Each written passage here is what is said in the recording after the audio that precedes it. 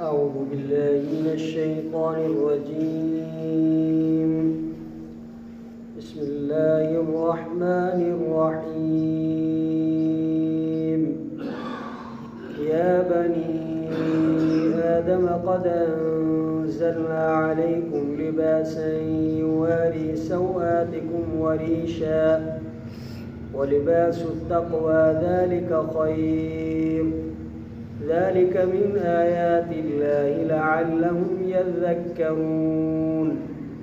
يا بني آدم لا يفتننكم الشيطان كما أخرج أبويكم من الجنة ينزع عنهما لباسهما ليريهما سوآتهما إنه يراكم هو وقبيله من حيث لا ترونهم إنا جعلنا الشياطين أولياء للذين لا يؤمنون وإذا فعلوا فاحشة قالوا وجدنا عليها آباءنا والله أمرنا بها قل إن الله لا يأمر بالفحشاء أتقولون على الله ما لا تعلمون. قل أمر ربي بالقسط وأقيموا وجوهكم عند كل مسجد وادعوه مخلصين له الدين كما بدأكم تعودون فريقا هدى وفريقا حق عليهم الضلالة إنهم اتخذوا الشياطين أولياء من دون الله ويحسبون أنهم مهتدون. يا بني آدم خذوا زينتكم عند كل مسجد وكلوا واشربوا ولا تسرفوا إنه لا يحب المسرفين. صدق الله العظيم. اے اولاد آدم علیہ السلام یا اے انسان ذات بے شک لاتوں سے اساں تواں تے لباس جو ڈھکے تو تواں جے اگڑن کے اے سنگار اے تقوی جو لباس یہ بھلو آئے یہ اللہ جے نشانن وجہ ہے من نصیحت حاصل کر. اے آدم علیہ السلام جی اولاد یا انسان ذات ہرگز نہ دھوکے میں وجھے تاں کے شیطان جیے جو کڈھائیں تواں جے اب اماں کے جنت ماں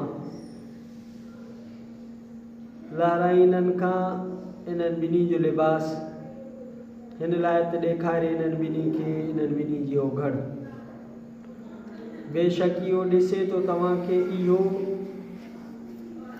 ऐं कुटुंब कबीलो इन्ही जो अहिड़ी जॻह खां जो नथा ॾिसी सघो तव्हां इन्हनि खे. बेशक असां कयो आहे शैताननि खे दोस्त उन्हनि माण्हुनि जे लाइ जेके नथा ईमान आणनि ऐं जॾहिं कनि था का फहाशी का बुराई का बुछड़ाई ते चवनि था लधोसीं असां इन ते पंहिंजे नबनि खे ऐं अल्लाह हुकुम कयो आहे असांखे इन्ही जो छो त बेशक अल्लाह ताला नथो हुकुम करे बुछड़ाई जो.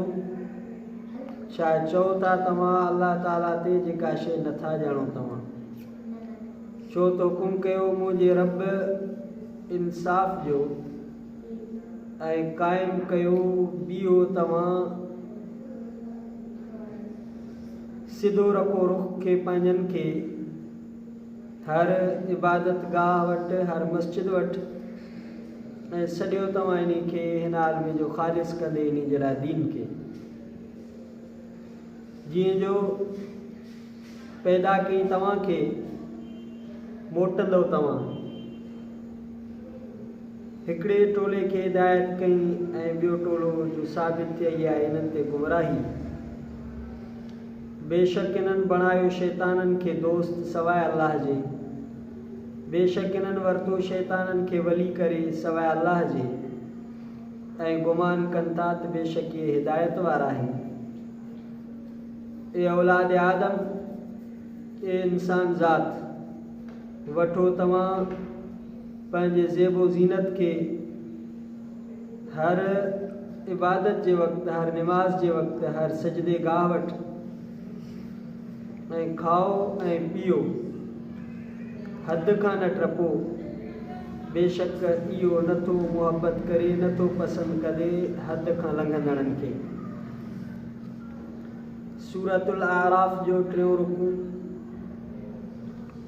8 सिपारे जो 9 रुकू, आयत नंबर 25 खां आयत नंबर 31 ताईं मुकम्मल रुकू जी तिलावत कईसीं ऐं उन जो लफ़्ज़ी तर्जुमो पढ़ियोसीं। इन्हनि आयात जो तफ़सीर मारिफुल क़ुरान जुल्द नंबर 3 सफ़ो नंबर 533। इख़्तिसार सां हिन तरह आहे त अल्लाह ताला फरमाया, तमाम औलाद आदम खे ख़िताब फरमाए, फरमाई तव्हांजो लिबास कुदरत जी हिकु अज़ीम नेमत आहे, उन जो क़दर कयो। इते सिर्फ़ु मुस्लमाननि खे न बल्कि पूरी औलाद आदम खे इन में इशारो आहे। सतर पोशी ऐं लिबास इंसान जी फितरी ख़्वाहिश ऐं ज़रूरत आहे। बिना का फ़र्क़ मज़हबी ऐं मिलत जे समूरनि जे सभु जा सभु उन जा पाबंद आहिनि। उन जो तफ़सील इन तरह आहे त लिबास 3 क़िस्मनि जो आहे। हिकिड़ो लिबास आहे जंहिंसां तव्हां पंहिंजी ओघड़ ढकींदा आहियो ऐं उन्हनि इंसानी आज़ा खे सवत चयो वियो आहे, जंहिंजे खुलण जे करे फितरी तौर ते माण्हू खे बुरो लॻे ऐं शर्म महसूसु करे। इन खे चइबो आहे सवत, बुरो, बुछड़ो।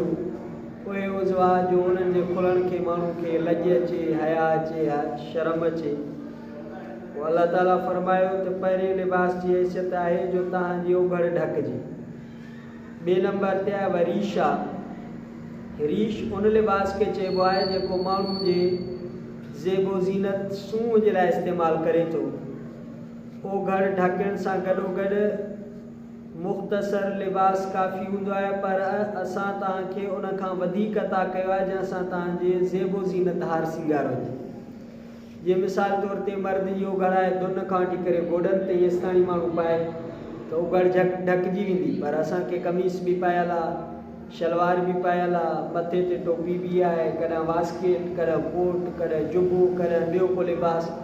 इहो असांजो लिबास जेको आहे रीशा वारे लिबास में अचे थो, ज़ेबो ज़ीनत वारे लिबास में अचे थो, सूंह ऐं जमाल वारे लिबास में अचे थो। पहिरियों जेको लिबास आहे उहो सिर्फ़ु ओघड़ जंहिंसां ढकिजे, इन मां लिबास ई इहो वारी सुवातिको।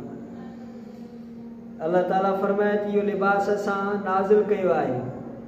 नाज़िल जो मक़सदु इहो न आहे त असां आसमान खां ठहियल सिबियल को लाथो हुजे, बल्कि इन खे ज़मीन मां कढणु, पैदा करणु, इहो असांजे कुदरत जो कमाल आहे।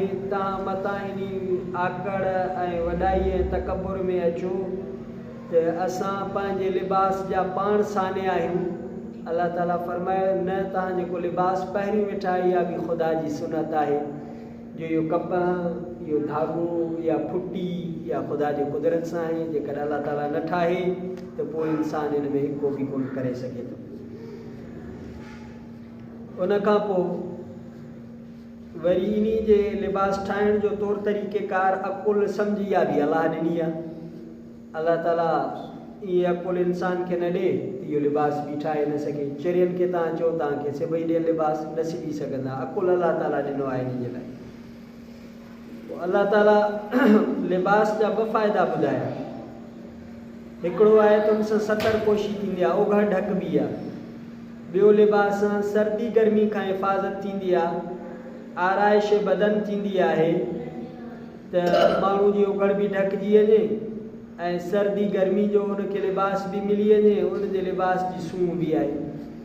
हाणे कॾहिं कॾहिं माण्हू जे जिस्म में खोड़ सारा ऐब हूंदा आहिनि, कमीस पारियल आहे, लटा पातल आहिनि, अंदरि माण्हू जो छा आहे, ॿाहिरि हिकिड़ो माण्हू जो सुहिणो सेबतो जिस्म लॻंदो आहे।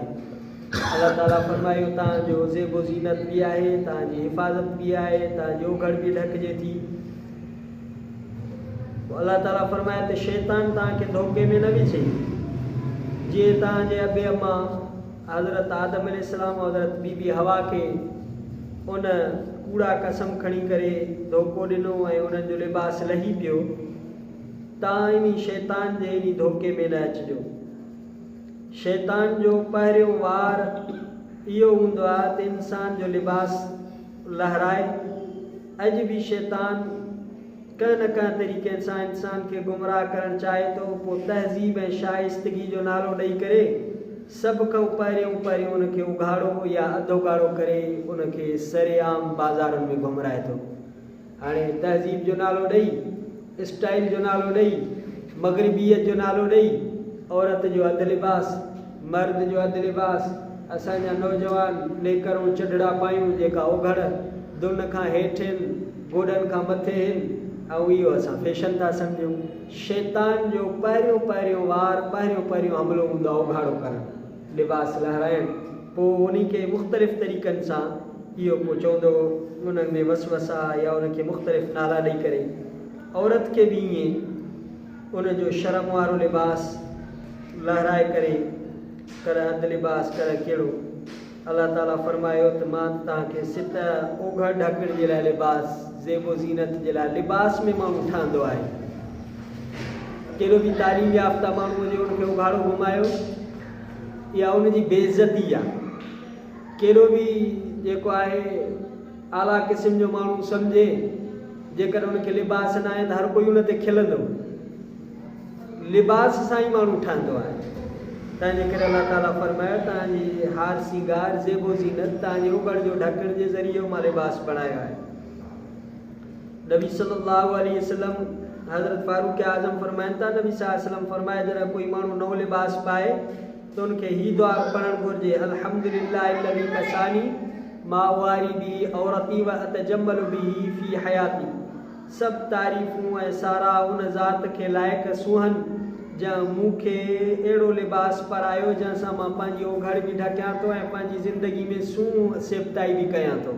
साईं जन इहा दुआ पढ़ंदा ऐं साईं जन इहा तालीम फरमाई ऐं उन सां गॾोगॾु फरमायूं जेको माण्हू नओं लिबास पाइण खां पोइ पुराणो लिबास ग़रीबनि मिसकीननि ते सदको थो करे, उहो पंहिंजे मौत ऐं हयात जे हर हाल में अल्लाह ताला जे ज़िम्मेदारी ऐं पनाह में अची थो वञे। असां वरी अॼुकल्ह त असां बज़ाहिर जेको मौजूदा असांजा लिबास आहिनि, हर 3 महीने असांजा 3-3 4-4 वॻा सिबजनि था। ॼण त पुराणो थियण वारो तसवुर बि कोन्हे। बिलफर्ज़ जेकर आहे त असां नीलामी कपिड़नि ते विकिणी था अचूं, छा मिलंदो असांखे 100 रुपयो 200 300 इन खां कई ग़रीब मिसकीननि खे ॾेई छॾिजनि। या जेको आहे असांजूं औरतूं वरी रिलियूं सिबंदियूं या असां को पोची में इस्तेमालु करे छॾंदियूं। इन खां जेके अॼुकल्ह लिबास असां लाहे फिटो था कयूं उहे सुठा आहिनि, क़ाबिल इस्तेमालु आहिनि, ग़रीबनि मिसकीननि खे ॾेई छॾिजनि। हदीस पाक में अचे थो त पुराणो लिबास जेकर ग़रीब मिसकीननि ते सदको कबो, उहो माण्हू पंहिंजे मौत ऐं हयात जे हर हाल में अल्लाह जी ज़िम्मेदारी ऐं पनाह में अची थो वञे इहो सदके करण सां। ऐं इन हदीस में इंसान खे लिबास पाइण जे वक़्तु इन्हनि ॿिन्ही मसलियतुनि खे यादि ॾियारियो वियो त लिबास पाए करे ओघड़ बि ढकबी आहे, लिबास पाए करे उन सां सूंहं बि हासिलु कबी आहे। बाक़ी हिते फ़लासफ़रनि जो उहो नज़रियो बिल्कुलु ग़लति थो थी वञे। जेके फ़लासफ़र चवंदा हुआ त साईं इंसान अवल उघाड़ा घुमंदा हुआ, पोइ आहिस्ता आहिस्ता तरक़ी थी त पोइ उन्हनि खे लिबास मिलियो। अल्लाह ताला फरमाए त असां इंसान सां गॾु त लिबास लाथोसीं, लिबास खे नाज़िल कयोसीं, इंसान सां गॾु ई हुनजो लिबास। बाक़ी लिबास जो तौर तरीक़ो नौइयत अलॻि अलॻि आहे। हाणे जीअं ॾिसो असांजी क़ौम जो हिकिड़ो लिबास अलॻि आहे, अरब में वेंदो तव्हां उनजो लिबास अलॻि आहे, अंग्रेज़ में तव्हां वेंदो उनजो लिबास अलॻि आहे, या हिकिड़ी जॻहियुनि ते हिकिड़े क़िस्म जो कपिड़ो आहे, ॿी जॻह ते ॿिए क़िस्म जो कपिड़ो आहे। इहो फ़र्क़ु थी सघनि था। बाक़ी लिबास जेको आहे इंसान सां गॾोगॾु लिबास आहे। उन खां पोइ अल्लाह ताला टियों लिबास ॿुधाए, लिबास तक़वा, तक़वा जो लिबास, ज़ालिक ख़ैर, इहो लिबास तव्हांजे लाइ भले में भलो लिबास आहे। तक़वा जे लिबास मां मुराद छा आहे? इहो आहे बातिनी लिबास, अमल सालिह ऐं ख़ौफ़ ख़ुदा। हिन लिबास सां तव्हांजे जिस्म जा ऐब ढकिजी आहे, अमल साले ऐं परहेज़गारी सां जेके अंदरि जा तव्हांजा ऐब आहिनि उहे ढकिजी ईंदा। इहो अलाह सी फरमाए त भले में भलो लिबास अथव तक़वा जो, उन सां पंहिंजे अंदरि खे सींगारियो बि, अंदरि खे जेको आहे उजारियो बि, अंदरि खे ख़ौफ़ ख़ुदा सां अख़लाक़ी अयूब ऐं कमज़ोरियुनि जो पर्दो चाढ़े करे ऐं उनखे पंहिंजे खे मुनवर कयो ऐं रोशन कयो। लिबास तक़वा इहो भले में भलो लिबास आहे, इन जो इहो आहे। बाक़ी लिबास तक़वा में इशारो इन तरफ़ अल्लाह ताला जो आहे त तक़वा वारो लिबास हुजे, परहेज़गारी वारो लिबास हुजे, त अहिड़ो लिबास न हुजे जंहिंसां माण्हू उघाड़ो महसूसु थिए, या अहिड़ो टाइट न हुजे जीअं विच में फिटिंग बॉडी शुरू थिए नौजवाननि में त फिटिंग बॉडी सफ़ा जिस्म सां लॻल हो, या औरतुनि में जेका सफ़ा तंग लिबास सफ़ा ई मिलियल जिस्म सां जंहिंमां जिस्म जी सॼी जेको आहे नुमाइश पई थिए, इहो लिबास तक़वारो न आहे। तक़वारो लिबास उहो आहे जंहिंसां माण्हू जी ओघर ढकिजे, जंहिंसां जिस्मानी साख़्त ज़ाहिर न थिए। तक़वा वारो लिबास इहो आहे, सफ़ा बिल्कुलु तंग या बिल्कुलु बारीक या सन्हड़ो जंहिंमां अंदरि लिबास माण्हू जी ओघर नज़र अचे, अहिड़ो लिबास न हुजे। तक़वारो लिबास हुजे जंहिंसां ओघर ढकिजी बि वञे ऐं माण्हू जी इज़त ऐं तवाज़ो जो बि ख़्यालु रहिजी वञे, अहिड़ो लिबास हुजे। उन खां पोइ ॿियो इहो आहे त उन में तकबुर ऐं गुरूर वारो लिबास न हुजे, ऐं अहिड़ो माण्हू लिबास पाए जंहिंसां फूंड पैदा थिए, आकड़ पैदा थिए, अहिड़ो बि लिबास न हुजे। ॿियो वरी इन में इहो बि आहे त तक़वारे लिबास मां मुराद आहे त इन लिबास में इसराफ़ न हुजे, के माण्हू रुगो वॻा हज़ारे रुपए जा पाइनि, 50-50 लख लख 1.5 लख, माना इसराफ़ न हुजे, इसराफ़ बि लिबास में न हुजे। पर अॼुकल्ह इहो इसराफ़ ज़्यादातर मर्दनि जे लिबास में त कंहिं शौक़ीन जो हूंदो, पर औरतुनि जे लिबास में ॾाढो आहे। औरतुनि जा वॻा ख़ासि करे वरी शादी ते, इहे शादी जहिड़ा वॻा आहिनि ई कोन, इहे त असांजे घर जा वॻा आहिनि। शादी ते औरतुनि जो लिबास वॻो माना 10, 15, 20, इहे त मां घटि में घटि थो चवां त इन्हनि में इसराफ़ घणो थो थिए, छो त असांजे अंदरि इस्लामी ऐं पुरानी तरबियत न आहे। हालांकि इहो लिबास साॻो घर में पाइजे थो, शादी में छो नथो पाए सघिजे, पर असांजे मुआशिरे में इहा आहे त शादी में हर कोई नओं वॻो पाईंदो, इहो जेको इहो पाईंदियूं त वरी बि हर पाइणो न आहे उन्हनि खे, बसि ईअं थी वियो।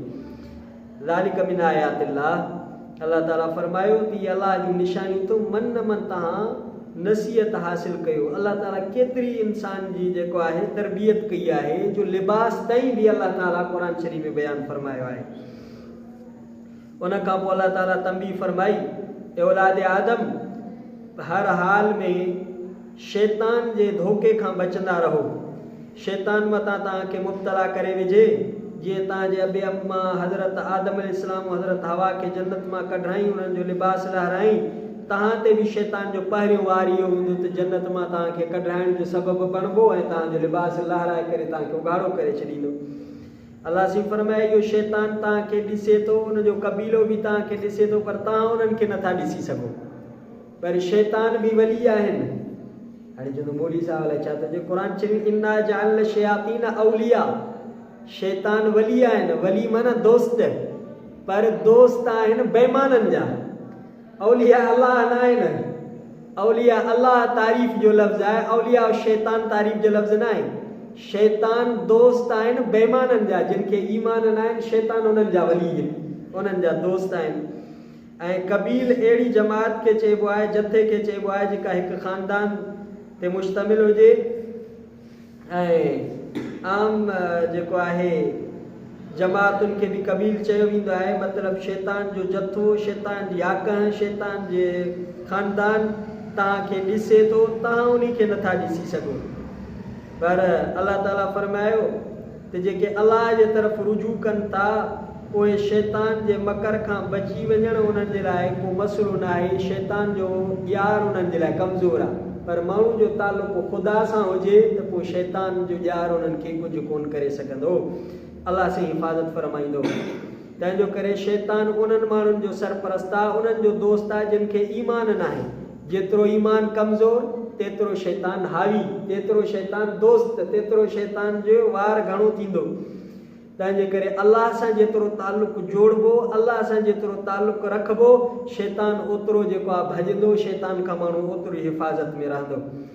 बाक़ी शैतान आम करे नज़र न ईंदा आहिनि, बाज़ हालात में किन किन माण्हुनि खे नज़र ईंदा आहिनि। जीअं नबी सल्लल्लाहु अलैहि वसल्लम जी ख़िदमत में जिन्नात ईंदा हुआ ऐं साईं जन खे नज़र ईंदा हुआ, साईं जन खां सवालात कंदा हुआ, साईं जन वटि उन्हनि इस्लाम क़बूल कयो। पोइ किन किन माण्हू खे जिन नज़र बि ईंदा आहिनि, किन हर हाल में आम हालात में नज़र न ईंदा आहिनि, किन किन खे नज़र अचनि त इहो ईअं थींदो आहे। आख़िरी आयतुनि जे तरफ़ हलूं था। इज़ा फ़अलू फ़ाहिशतन क़ालू वजदना अलैहा आबाअना वल्लाहु अमरना बिहा। इन्हनि आयतुनि जो शान नुज़ूल इहो आहे त इस्लाम खां पहिरियों जाहिलियत अरब जे ज़माने में शैताननि माण्हुनि खे शर्मनाक ऐं बेहूदा रस्मुनि में मुब्तला करे छॾियो। उन्हनि मां हिकिड़ी इहा बि हुई त कुरैश खां सवाइ कोई बि माण्हू बैतुल्लाह जो तवाफ़ पंहिंजे कपिड़नि में न करे सघंदो हुयो। इहा रस्म हुई। बल्कि या उहे कई कुरैशी खां उनजो लिबास ओधर ते वठंदा हुआ या जेको आहे उघाड़ो थी करे तवाफ़ कंदा हुआ। इहा इस्लाम खां पहिरियों हिकिड़ी रस्म हुई उन्हनि में। पोइ ज़ाहिर आहे त सॼे अरब खे कुरैश जा माण्हू केतिरो लिबास ॾेई सघंदा हूंदा। इन करे हिते इहो त अक्सर माण्हू उघाड़ो थी करे तवाफ़ कंदा, मर्द बि औरतूं बि। ऐं औरतूं उमूमन राति जे ऊंदहि में तवाफ़ कंदियूं ऐं पंहिंजे इन फेल शैतानी जी इहो ॿुधाईंदियूं त जिन कपिड़नि में असां गुनाह कयो आहे त उन्हनि कपिड़नि में वरी बैतुल्लाह जो असां तवाफ़ कीअं कयूं। हाणे जीअं माण्हू खोड़ गुनाह करे चवंदा आहिनि साईं वरी जेको आहे खोड़ गुनाह कंदा आहिनि साईं, पोइ असां इहो कमु कीअं कयूं, त इहो त वरी पोइ गुनाह बि असां कयूं था, वरी असां इहो कीअं कमु कयूं, असांखे लॼ अचे थो। पोइ ज़ुबान सां बि माण्हू कूड़ थो हणे, ज़ुबान बि कटराए छॾे, हथनि सां बि माण्हू ग़लति कमु करे थो, हथ बि कटराए छॾे, पेरनि सां बि माण्हू ग़लति कमु करे थो, पोइ पेर बि कटराए छॾे। पोइ कहिड़ो उज़ो गुनाहनि खां बचियल आहे। इहो बि ख़ुदि हिकिड़ो शैतानी धोखो आहे। माण्हू गुनाह करे वरी चवंदा साईं हाणे असां इहो जो कमु कयूं त गुनाह कीअं। हे रस्म जाहिलियत बि ईअं हुई। उहे चवंदासीं इन्हनि कपिड़नि में असां गुनाह था कयूं, असां कीअं तवाफ़ कयूं। हालांकि उघाड़ो थियणु ऐं इहो त अञा वधीक बेअदबी हुई बैतुल्लाह जी। पोइ अकुल जा अंधा अलाह ताला फरमाए थी, इहो ख़िलाफ़ अदब बि आहे, ख़िलाफ़ इंसानियत बि आहे। सिर्फ़ु कुरैशियुनि जो कबीलो हरम जी ख़िदमत जे करे उहे उघाड़ा न थींदा हुआ, उहे लिबास पाए करे कंदा हुया। पोइ अलाह ताला इन लिबास इन जेको आहे रस्म खे ख़तमु करण जे लाइ आयत नाज़िल फरमाई। पोइ जॾहिं इन्हनि खे चइबो हो त तव्हां इहे फ़हाशी जा कमु छो था कयो, उरियानी जा कमु छो था कयो, पोइ जवाबु ॾींदा त असांजा अबा ॾाॾा वॾा ईअं कंदा हुआ।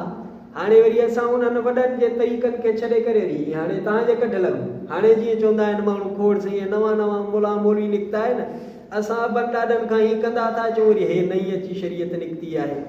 नबी सल्लल्लाहु अलैहि वसल्लम जे ज़माने में बि पोइ ईअं चवंदा हुआ त असांजे अबनि ॾाॾनि जी रस्मूं रीतूं तरीक़ा हलंदा था अचनि, असांखे आर थो अचे। पोइ अलाह ताला क़ुर शरीफ़ नाज़िल फरमायो। ॿियो जवाबु हुनजो इहो ॾींदा हुआ त अलाह ताला असांखे इहो हुकुम कयो आहे। माण्हू जॾहिं पंहिंजी ॻाल्हि ते अचे थो न त अलाह ते बि कूड़ खां नथो मुड़े, पोइ अलाह जे तरफ़ हाणे बि खोड़ माण्हू दीन में अहिड़ियूं ॻाल्हियूं चवंदा आहिनि त अलाह ईअं चयो।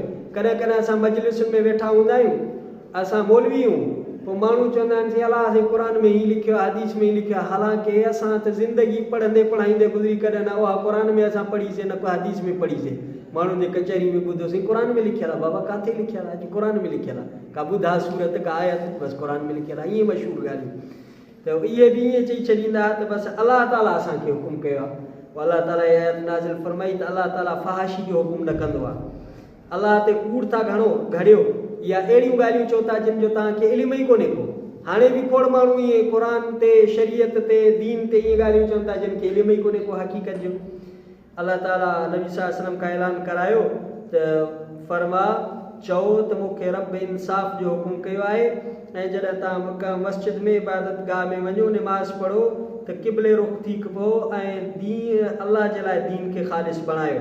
माना बातिन में इख़लास हुजे, उन में रिया न हुजे, ज़ाहिर में लिबास सफ़ाई सुथराई पाकाई आदाब हुजनि। इहे अलाह ताला बयानु फरमायो त इहे ज़ाहिरी लिबास बि पाक साफ़ सुथरो हुजे ऐं तव्हांजो बातिन बि ग़ैर खां पाक हुजे, ग़ैरुल्लाह जे लाइ इबादत न हुजे, रिया न हुजे, ॾेखा न हुजे, सभु इन्हनि शयुनि खां पाक हुजे।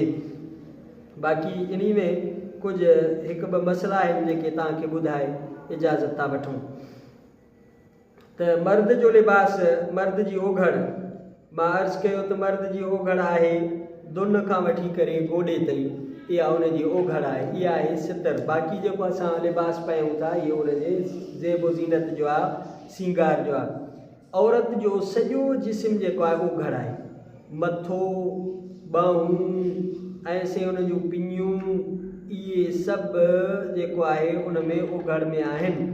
बाक़ी औरत जे लाइ जेको हथनि जो खुलियल हुजणु, माना कपिड़ो ते न चढ़ियल हुजे, हथनि ते, पेरनि ते, मुंहं ते, इहो निमाज़ जे हक़ में आहे या पंहिंजे मुहर्रमात जे हक़ में आहे। इन जो इहो मक़सदु न आहे त इहा ओघड़ न आहिनि त सरेआम बाज़ारनि में, सरेआम ऑफिसुनि में, सरेआम दफ़्तरनि में पेर खुलियल हुजनि, हथ खुलियल हुजनि, मुंहुं खुलियल हुजे, इहा ओघड़ आहे। इन सां न दफ़्तर में वेही सघे थी, न कारोबार करे सघे थी, फुल पर्दो आहे। अॼुकल्ह त कोरोना खां पोइ वरी अजीब हिकिड़ो फैशन आहे, अची वियो आहे, बसि मास्क पाए ऐं इहो पर्दो आहे, हालांकि पर्दो कोन्हे को, इहा असांजो अजीब अजीब तिर्ज़ ऐं तरीक़ा निकिरी पिया आहिनि। हिकिड़ी हदीस पाक में अचे थो, अल्लाह जे नबी सल्लल्लाहु अलैहि वसल्लम जो इरशाद आहे, जहाँ घर में औरत मथे उघाड़ी हूंदी उते नेकी वारा मलाइक न ईंदा आहिनि। पंहिंजे घर में औरत रुगो मथे उघाड़ी, पंहिंजे घर में, पंहिंजे चादर चौदीवारी में मथो उघाड़ो अथसि, उते मथे उघाड़ी वेठी आहे या घुमे थी या बीठी आहे, पर उन जे घर में बि रहमत जा मलाइक नथा अचनि। त पोइ इहा कहिड़े शरीयत असांखे इजाज़त ॾिनी त औरत जो कुल्हे कुल्हे में रहो लॻो पिया, वेड़े पिया ॻिची में, मथे उघाड़े घुमंदी अते, न को उनखे पंहिंजे इज़त ऐं एहतराम जो ख़्यालु आहे। इहे सरासर शरीयत जे ख़िलाफ़ु आहे। शरीयत असांखे जेको आहे हया ऐं इज़त वारो इंसान बणायो आहे, हया वारो असांखे अलाह ताला बणायो आहे। उन खां पोइ अलाह ताला फरमायो आहे त कुलू वशरबू अला तुसरिफ़ू, आख़िरी आयतुनि, खाओ पीओ पर इसराफ़ न कयो। हाणे खाधे पीते जे मुतालिक़ हिते कुझु अहकाम अलाह ताला बयानु फरमाइनि त खाओ बि पीओ बि पर हद खां वधीक न खाओ। इन में कुझु अहकाम आहिनि। हिकिड़ो हीअ आहे त हलाल खां तजावुज़ करे हराम ॾे वञो, ईअं न कयो। खाओ पीओ पर हलाल जेको अलाह ताला तव्हांखे ॾे इहो। ॿियो इहो आहे त अलाह जे हलाल कयल शयुनि खे बिना वजह शरई जे हराम सम्झो ऐं उन्हनि खे इस्तेमालु न कयो, ईअं बि न कयो। जंहिंखे अलाह हलाल कयो आहे तव्हां उन खे हराम छो था कयो, ईअं बि न कयो। त अहिड़ी तरह ख़ुदा जे कानून जी मुखालिफ़त न कयो। अहिड़ी तरह इसराफ़ आहे त बुख ऐं ज़रूरत खां ज़्यादा खाइणु, इहो बि इसराफ़ में आहे। बुख आहे कोन, ज़रूरत आहे कोन, ड्रावल बि आहे, पोइ बि हिकिड़ी आदत माण्हू जी थी वेंदी आहे, इहो बि इसराफ़ में आहे। त आदत बुख खां इन करे फुक़हा पेट भरे करे खाधे खाइण खे सही नथा सम्झनि। अहिड़ी तरह इसराफ़ जे हुकुम में इहो बि आहे, बावजूद कुदरत ऐं इख़्तियार जे ज़रूरत खां एतिरो घटि खाइणु जंहिंसां कमज़ोर थी वञे ऐं वाजिबात अदा न करे सघे, इहो बि इसराफ़ में आहे। हिकिड़े माण्हू खे ताक़त बि आहे, खाधो बि अथसि, पर सूफ़ाइप जो गलबो थी वियो अथसि, कंहिंजी सोबत में अची वियो, हाणे बसि एतिरी तो मानी खाए जो मामूली साह खणण जेतिरी। हाणे इहो ॾींहों ॾींहुं वञे थो कमज़ोर थींदो। इन खां जेके शरई वाजिबात आहिनि, निमाज़ूं आहिनि, रोज़ा आहिनि या कमाइणु आहे, इन कमज़ोरी जे करे नथो करे सघे, इहो बि ग़लति आहे। इन जी बि शरीयत कोन थी आहे। त अहिड़ी सूफ़ाइप बि शरीयत कोन पाबंद कयो आहे त सफ़ा मानी ई न खाए। शरीयत इन जो बि इन ॿिन्ही क़िस्मनि खे इसराफ़ खां मनो कयो आहे। अल्लाह ताला फरमाए इन्नल मुबज़्ज़िरीन कानू इख़वान शयातीन। ऐं ॿी जॻह ते वल्लज़ीन इज़ा अनफ़क़ू लम युसरिफ़ू वलम यक़तुरू व कान बैन ज़ालिका क़वामा। खाधे पीते में एतिदाल, दरमियानी, दीन में भी फ़ाइदेमंद आहे, दुनिया में भी फ़ाइदेमंद आहे। हज़रत फारूक आज़म रज़ी अल्लाह ताला अनो फरमायो त घणे खाइण पीअण खां बचो, उहो जिस्म खे ख़राब कंदो आहे, बीमारियूं पैदा कंदो आहे, अमल में सुस्ती पैदा कंदो आहे। बल्कि खाइण पीअण में दरमियानगी इख़्तियार कयो, उन सां जिस्म खे सिहत बि मिलंदी आहे। इसराफ़ खां पाण खे दूर रखो। ऐं सलफ़ सालिहीन बुज़ुर्गनि जो इहो बि तरीक़ो हुयो। हिकिड़ी हदीस में नबी सल्लल्लाहु अलैहि वसल्लम फरमायो त जॾहिं कंहिं शइ जी दिलि चाहे त उनखे ज़रूरु पूरो कयो। इन मिनल इसराफ़ अन ताकुल कुल्ल मश्तहत, त जेका जाइज़ हलाल शइ हुजे दिलि चए पोइ तव्हां वरी जेको आहे सफ़ा सुफ़ाइब करे खाओ ई न, इहो बि इसराफ़ में आहे। हिकिड़े माण्हू खे ख़ुदा ताक़त ॾिनी आहे, मच्छी मानी जे लाइक़ु आहे, गोश्त वोश्त जे लाइक़ु आहे, पंहिंजे बचनि खे पंहिंजे औलाद खे खाराए, ईअं वरी न चए त सही हाणे हिननि जो नफ़्स वधी वेंदो, हीअं थींदो। इहा शरीयत में किथे अहिड़ीअ क़िस्म, इहे जेके सभु ॻाल्हियूं आहिनि जेको आहे मुआशिरे जी लाइल्मी ते मबनी आहिनि। ऐं हज़रत आयशा सिद्दीक़ा रज़ी अल्लाह ताला अन्हा खे हिकिड़ो दफ़ो नबी सल्लल्लाहु अलैहि वसल्लम ॾिठो त ॾींहं में 2 दफ़ा खाधो तनावुल फरमायूं त इरशाद फरमायूं से आयशा छा तव्हां इहो पसंदि कंदो त तव्हांजो मशगूलियत सिर्फ़ु खाधो ई रहिजी वञे, माना घणो वक़्त खां जेको आहे माण्हू घणो न खाए। इन में कुझु मसइला आहिनि। पहिरें नंबर ते आहे त खाइणु पीअणु ज़रूरत जेतिरो फ़र्ज़ु आहे। ॿियो आहे त जेसिताईं कंहिं शइ जी हुरमत कंहिं दलील शरई खां साबित न थिए, हलाल हुजे त उनखे हलाल सम्झिजे। टेवीह आहे त जिन शयुनि खे अल्लाह ऐं उनजे रसूल सल्लल्लाहु अलैहि वसल्लम मनो कयो आहे उन्हनि जो इस्तेमालु इसराफ़ ऐं नाजाइज़ आहे। चौथों ई आहे त जेके शयूं अल्लाह हलाल कयूं उन्हनि खे हराम सम्झण बि इसराफ़ ऐं सख़्तु गुनाह आहे। पंजो इहो आहे त पेट भरे करे खाइण खां पोइ ॿियो खाधो खाइणु, हरू भरू माण्हू जीअं कॾहिं ईअं कंदा आहिनि, असांजे मुआशिरे जूं अजीब आदतूं आहिनि। चवंदा हाणे वली में त वञूं था 500 जो भरिया आहिनि, हाणे ड्रॉ त थी विया पर हरू भरू इहे सभु आइटम मूंखे खाइणा आहिनि, 500 जो भरिया आहिनि, इहे कीअं कढां? त हरू भरू माण्हू खे इहो जेको आहे पोइ वरी ईंदा, पोइ वरी चवंदा राइज़िक साशो बि वठां, सही जेको आहे ॿियो कुझु मोटीलियम बि वठां, सुकून नथो अचे, निंड नथी अचे, वरी अधु राति ताईं पियो वाक कंदो। इहा शरीयत हिकिड़ी हदूं मुक़ररु कयूं आहिनि। छहों आहे त एतिरो घटि खाइण जंहिंसां कमज़ोर थी वञे, अहिड़ी सूफ़ाए बि शरीयत कोन कई आहे जो वाजिबात बि माण्हू पूरा न करे सघे। सतों आहे त हर वक़्तु खाधे पीअण जे फ़िक्र में रहणु, इहो बि इसराफ़ आहे। रुॻो ताड़े वेठो त कहिड़े घर ॾांहुं केॾी महिल, कहिड़े घर ॾांहुं केॾी महिल, फलाणे ॾांहुं हे इहो बि न। अठों ई आहे जॾहिं कंहिं शइ खे दिलि चाहे त ज़रूरु उनखे वठिजे, जाइज़ आहे माण्हू जी दिलि चाहे त उनखे ज़रूरु वठे, उहे ख़रीद करे। इन आया जे फ़वाइद दुनिया में अगरि चए तिबी तौर ते बि गौर कयो वेंदो त सिहत ऐं तंदुरुस्ती उन जे लाइ बहितरीनु इहो आहे त इन्हनि ते जेकॾहिं माण्हू अमल कंदो त उनजो ईअं थींदो।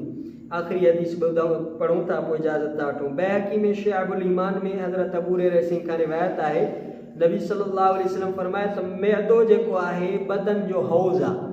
हे जेको मादो जंहिंखे चवंदा आहियूं असांजे स्टमक वग़ैरह चवंदा आहिनि, इन में हौज़ आहे, सभु रॻूं उन हौज़ मां ढो कंदियूं आहिनि। हाणे जेकॾहिं मादो दुरुस्त आहे त सभु रॻूं ई तूं साफ़ सिहतमंद ग़िज़ा खणी करे वापसि ईंदियूं, पोइ ब्लड सर्कुलेशन बि सही थींदी, वाइट सेल्स बि सही थींदा, रेड सेल्स बि सही थी वेंदा। पर जेकॾहिं मादे में ई फॉल्ट आहे, ख़राबी आहे त पोइ सभु शइ इन सां मुतासिर थींदी। तंहिंजे करे हौज़ में ई ख़राबी हूंदी, सफ़ाई ई न हूंदी त पोइ काॾों थींदो। तंहिंजे घणे खाइण सां मादे में तकलीफ़ थींदी आहे। अल्लाह ताला असांखे पंहिंजे कलाम मुक़द्दस खे सम्झण ऐं उन ते अमल करण जी तौफ़ीक़ अता फ़रमाए। इंशाअल्लाह ज़िंदगी रही सुभाणे रुकू, सुभाणे तिलावत कंदासीं। रब्बना आतिना फ़िद दुनिया हसनतन व फ़िल आख़िरति हसनतन व क़िना अल्लाहुम्मा इन्नका अफ़ुव्वुन करीमुन तुहिब्बुल अफ़्व सल्लल्लाहु अलैहि व सल्लम ला इलाहा इल्लल्लाह मुहम्मदुर रसूलुल्लाह।